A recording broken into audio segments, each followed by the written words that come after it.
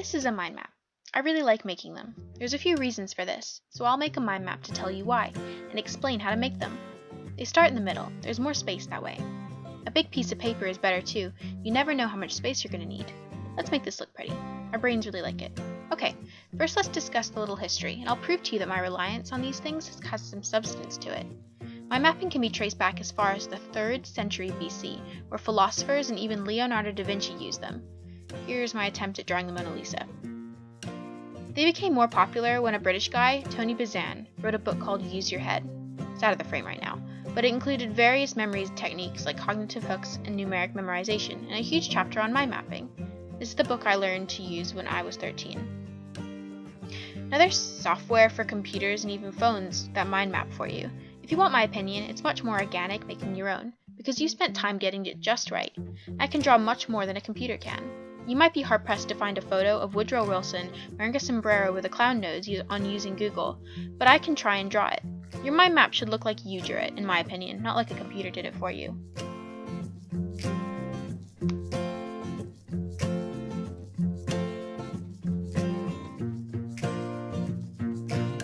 Let's talk about what they're used for. Generally, they're a tool for your brain. They're a way to organize notes in a way that's brain-friendly. It can help with lectures or a better write-up of fast notes, or can even be useful if you need to make a presentation in a meeting to make sure you cover all the points. We don't think in bullet points. People did a lot of thinking before bullet points came along. Bullet points represent block knowledge that have little connection to each other. In mind maps, everything is connected, just like your thoughts.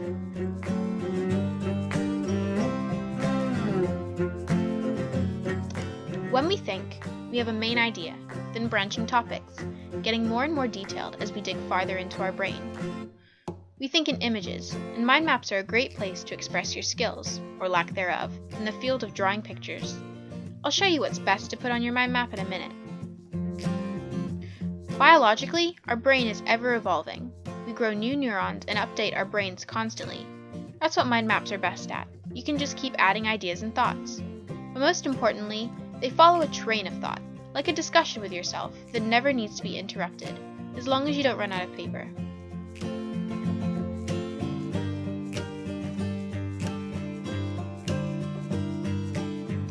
About this time, you might be wondering how to make them. We've already discussed a central idea, and branches that get more and more specific. So first, think of topics you need to cover.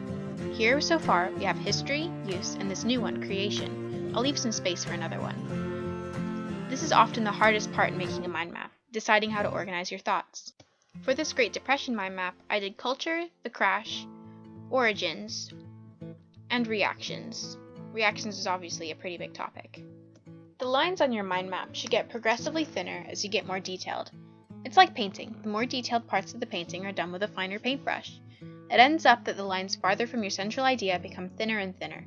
Broader topics towards the middle are thicker because they cover more knowledge. Let's talk about color. Color helps you think, I promise, and psychologists believe is the highest contributing factor to memorization, if I have my facts right.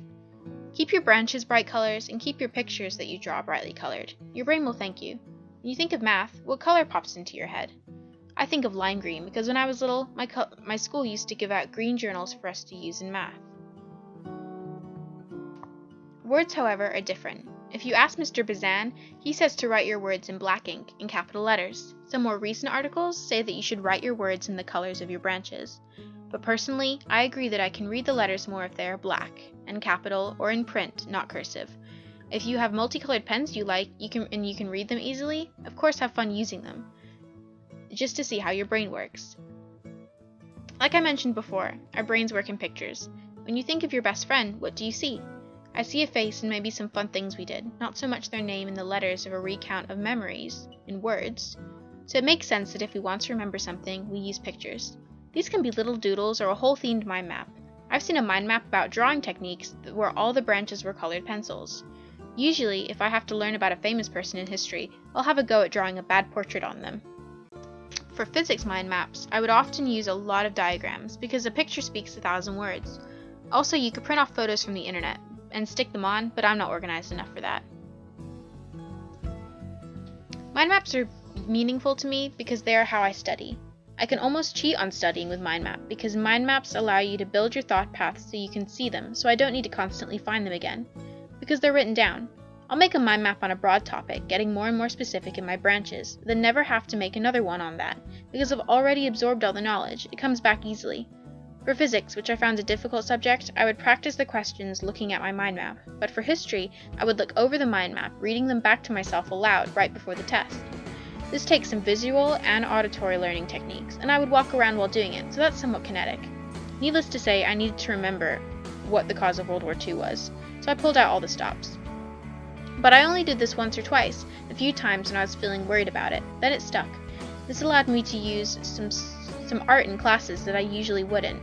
Mind maps also promote understanding, because it forces you to find links in areas of knowledge. If you know how things connect, you often have a pretty good understanding of them. I usually do the finishing touches right at the end, like adding more pictures or highlighting the most important parts. I put these mind maps on the walls of my bedroom, 1 because I'm a firm believer in subconscious memorization, 2 because they're easy to get to and I won't lose them, and 3 because I think they look pretty cool and I'm proud of them. Here are some mind maps that I've done.